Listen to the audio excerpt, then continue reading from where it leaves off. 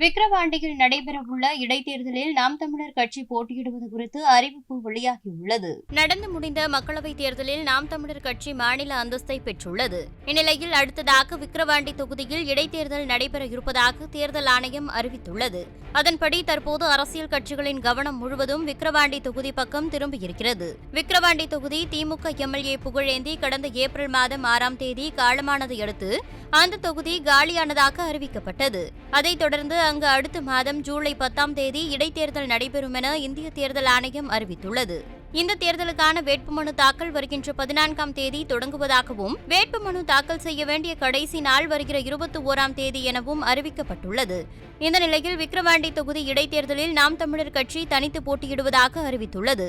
மாநில அந்தஸ்தை பெற்ற பிறகு நாம் தமிழர் கட்சி போட்டியிடும் முதல் தேர்தல் என்பதால் வெற்றிக்கான வியூகங்களை வகுக்க அக்கட்சியின் ஒருங்கிணைப்பாளர் சீமான் நிர்வாகிகளுக்கு உத்தரவிட்டுள்ளார்.